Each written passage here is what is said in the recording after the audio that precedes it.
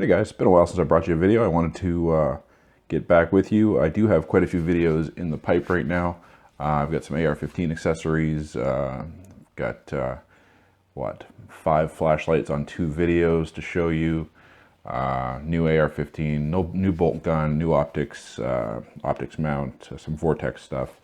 So I apologize, I've been out of the game for a little bit, but I've just been gathering some substance to do some videos on, and I'm about ready to get caught up. So thanks for sticking with me. Just figured I'd go ahead and show you what I got now. This is a zero tolerance. This is one of the Emerson design ZTs, or ZTs if you're in Canada, which I am. So this is the 0630 ORBLK. So we have orange high traction G10 on one side. This is a titanium frame lock, so we have black coated titanium on the lock side with a hardened steel insert on the lock bar. We've got a thumb disc. We have the Emerson Wave opener design, which I've thrown a little bit of video in on that. Nice big pivot on this thing. Of course, it's keyed on the lock side. We have this nut on the other side, which I think is great, because I mean you can tighten this up with a pair of pliers if you have to. If you have the right size socket, perfectly, that's perfect. You don't have to have this delicate little Torx bit and worry about stripping it off or anything like that. So I think this is awesome. It is out there and it's kind of sharp edges, but I don't find it ever bothers me. When you're gripping the knife, you're not actually making contact with it, and I just kind of, I rub my thumb on it every once in a while, but it's not an issue. I like to have a deep carry pocket clip for this. I may pick one up, but yeah, beautiful blade. I really like it. I've wanted an Emerson style knife for a while, but of course I know there's been some quality issues with the Emersons themselves. And the Kershaw Emerson blades, I mean, they're probably pretty decent, but it's just, they're low end. They're not, they're definitely not high end blades for $30, you know, $30 to $40. This thing is a fair bit more beefy. Speaking of beefy, we'll throw it on the scale here.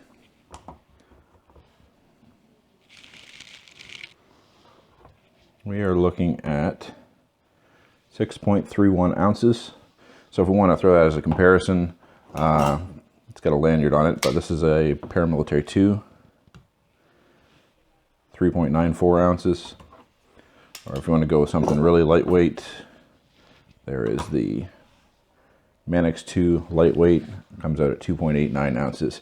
So I mean, you could carry almost 3 of these for one of these. Not really, 2 of them, I guess, and then a bit. But it's a nice weight. You know, it's not crazy thick. It's not really chunky. As far as thickness goes, it's definitely thicker than the Manix 2. I don't know how hard that's going to be to tell, just because one's straight through frame construction or pillar design. It's definitely thicker, and it's definitely heavier. But you do get a little bit more blade on there. You get, you know, a good ½ inch more cutting area, cutting surface, and thicker blade stock as a trade-off. It's got steel liners on one side, again, titanium on the other. One thing to note, so right now I think this goes for, speaking of being higher end, $389 plus shipping and tax Canadian from Warriors and Wonders. A few weeks ago I saw it at $411, so this is no cheap pocket knife. But like I said, I actually got it on a trade for a couple things, including one that I'm making custom for the person I traded for. But it's sweet. I haven't really carried anything but this since I got it. Got a little wear. When I got it, it was brand new. I mean, it was secondhand, but I don't think they'd cut anything with it. Now I've got a few smudges and scrapes in the DLC coating or whatever they're using for coating on this thing. But I use my knives. It's never going to be a cabinet queen or anything like that, so it's perfectly fine. Can't really speak to the out-of-box sharpness on this thing because I believe it was reprofiled before I got it. But this is definitely sharp as I tear the paper. I have been using it, so it probably needs to be tuned up a little bit, but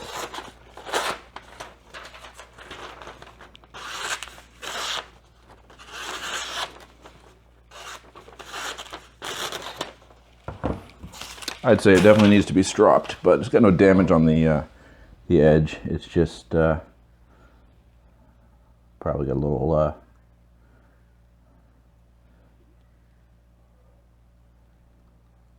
deformation or something where I'm catching on. No big deal. Like I said, I could literally strop that and it would be no problem. In fact, I'm going to do that right now. Just a sec.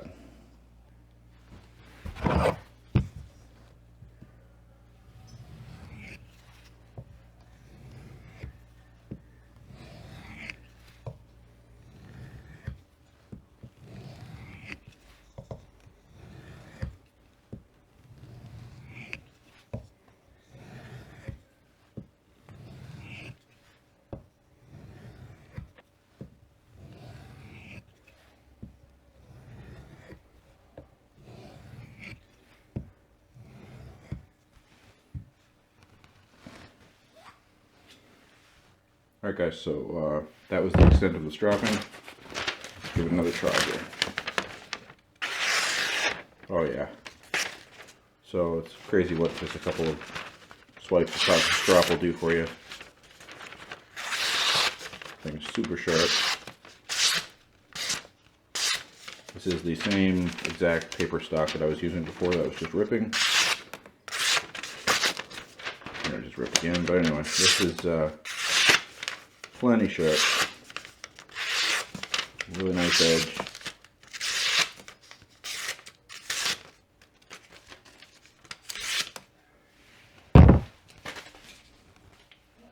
So yeah, very happy with that. Holds a really nice edge. I've been carrying this for a couple weeks steady now. I haven't been carrying anything else. And I had not... I better pick up my microphone here. I had not tuned it up at all. I hadn't touched the blade, so that's how easy it was to get it back to where it needs to be. So I'm pretty happy with that. Size. Let's go take a comparison here. There's a Manix 2. Again, paramilitary 2. So it's definitely got more blade than both, and a little more handle than the Manix 2 as far as lengthwise. Pretty comparable on the paramilitary 2, but definitely more blade. Let's actually get a measurement out here.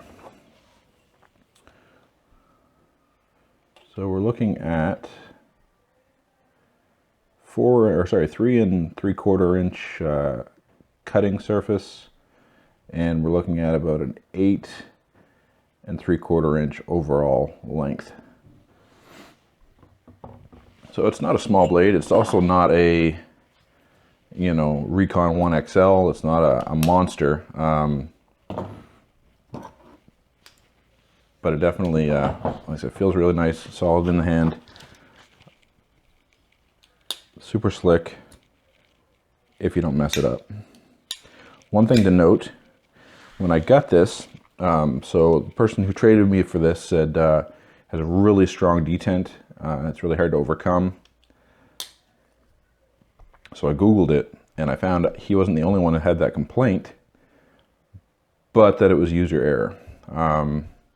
Because I had the exact same issue. I got it here, and it's like, yeah, he's right, I can barely open this thing. It really is hard on the thumb. See that? I don't know if you can tell, but you could really do a job to your thumb trying to get this thing open if you're not paying attention to what you're doing. So I don't blame him at all for thinking it had a crazy detent, because I had the same impression when I got it, because I'm not used to using a frame lock, and this is how I was opening it.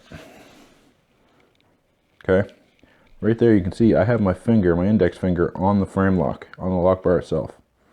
And so I'm pushing down on that detent ball, not hard, but hard enough that it makes a big difference to get that thing open. So it's more of a training issue. Now if I keep my finger off that lock bar, it opens right up, no problem. So that's one thing. I actually found many people online were reporting, oh, there's a problem, why did they release this way? You know, there's something wrong with the lock bar, the detent. There's not. You just keep your finger off of it. I mean, a lot of us are used to liner locks or axis locks or caged ball lock on the Spyderco. It doesn't matter where you have your hands, you're not adding friction.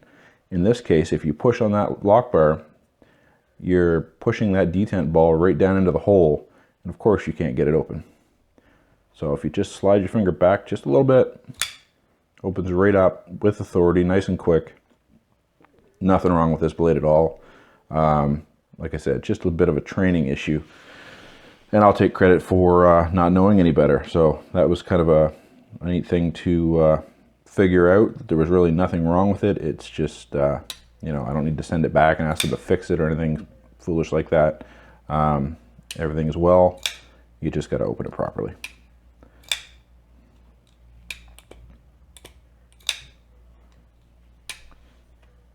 Pretty sweet.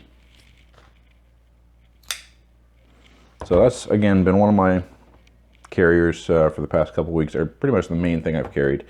I was down in California for a week, so I had to take time off from carrying anything because I couldn't carry on a blade to the plane, of course, right? So coming in across from Canada especially, I ended up really feeling unprepared, cruising around in California without even a pocket knife, but you know, it is what it is. So I will definitely be carrying this more. I've always been a fan of orange, so it's just really kind of spoke to me when I saw it. I actually traded a Topps Cheetah. On this channel you've seen it before, plus the mystery Damascus steel blade that I had bought at one point, and another knife, which I will put a video up on once I finish making it. So that should be pretty cool. But yeah, that's Zero Tolerance 0630 in orange and black. You can still get these, like I said, if you're in Canada, where I am. Warriors and Wonders has it for $389 plus shipping and tax, so you're in, you know, $450 by the time you get it, most likely. Really nice blade.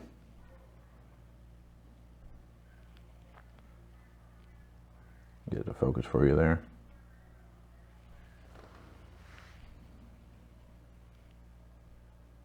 There we go. Again, I've got some scratches on it. It is what it is. It's a user. I am never going to buy a knife that I don't cut anything with. That's just not my deal. As you guys might know, I also make knives over at Northeastern Blades. Same as those. I hope no one ever buys a knife from me and puts it in a cabinet. If I've made it, I don't care what materials I've used for you. You know, I've used giraffe bone marrow, I've used mammoth tooth, I've used a whole bunch of stuff. Some really nice burls. I hope you guys are using them. That's my intent, is that I'm making a good, solid, usable knife, no matter how it looks. You know, if it might look like, you know, you might think, oh, it's a display piece. No, that was never my intention if I made them that way. And it's the exact same thing I feel about any knives I've bought. I buy them to use them. If they get scratched up, oh darn. It's part of the role, right? So anyway, guys, so that's the Zero Tolerance Emerson design 0630. Awesome blade. Highly recommended if you can put it in the budget. I know it's definitely more than I've ever put in the budget for a folding knife. That being said, I really see the benefit to it. It's just a great feeling knife. I can see why someone would spend the money, and I'm glad I traded into it. Unfortunately, it's kind of raised the bar on folding knives for me, so my wife's gonna love that. So, but anyway, guys, so hit me up on Patreon. I'm on Instagram at Northeastern Blades, Facebook Northeastern Blades, and Canadian Sheepdog, or CDN Sheepdog. I'm going to keep videos coming for you guys as much as I can. I also have a Patreon account started to help me kind of cover costs on this kind of thing, and hopefully get you guys a bunch more content coming. So thanks again for checking out the video. Go ahead and check me out on Patreon, all my other social media, and I'll have another video for you very soon. I do plan on doing at least the flashlight videos this week. So I should have those up in the next few days, and a whole bunch of gun stuff coming up shortly thereafter. All right, thanks guys.